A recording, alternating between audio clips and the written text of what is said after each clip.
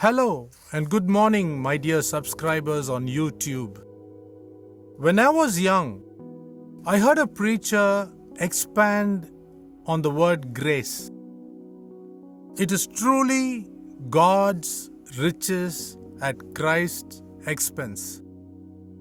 We are alive because of the grace of Jesus Christ. Welcome to my daily devotion titled Fresh Bread. I have chosen to speak on a very controversial topic on this very important day. And let me ask you this question. Do you follow biblical Christianity or Romanised Christianity? It is believed that the New Testament church was started around 30 AD on the day of Pentecost after Jesus Christ ascended into heaven.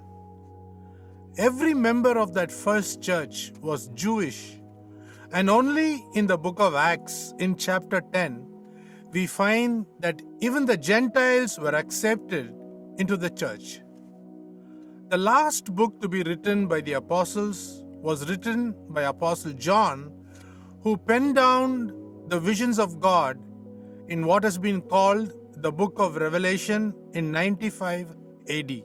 The only festivals or feasts celebrated until then, let's say 100 AD, were the feasts of the Lord and a few Jewish festivals like Purim and Hanukkah.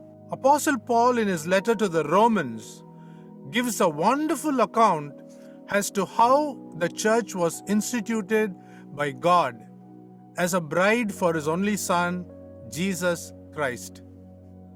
Paul refers to the Jewish church as an olive tree in Romans chapter 11 and goes on to say that some of the branches were broken off just to include a wild olive shoot, referring to the Gentile world.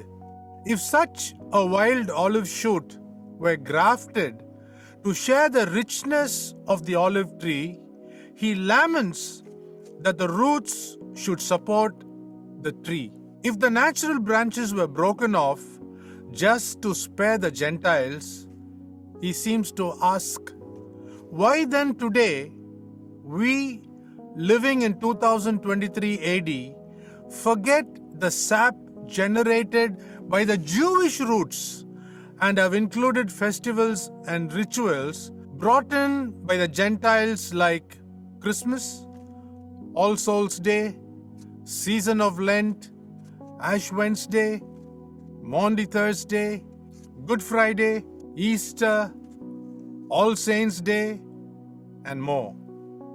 From where did these festivals or feasts crop up? Was it given by God? They have been introduced by the Roman Catholic religion, which has tampered biblical Christianity in a gross manner. There was a time I used to sing while in an inebriated state. Joy to the world, the Lord has come.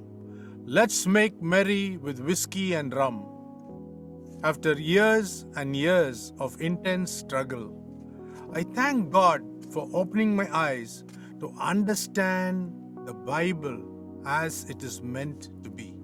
Though I miss all the rich food, the plum cakes, the wine, the marzipans, the gifts, the new clothes, the Christmas carols, the firecrackers, and more, I'm still thankful that God has opened my eyes to understand His Word and not follow the crowd as the majority would prefer to do. The God of heaven and earth gives us an invite in His Word to take part in His feasts, known as Feasts of the Lord. But we have disregarded these events as feasts of the Jews and have moved on to celebrate what has been introduced by the Roman Catholic religion.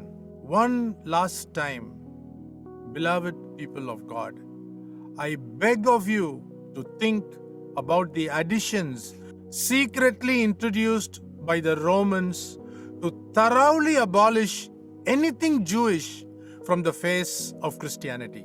Finally, let me close with this one thought today.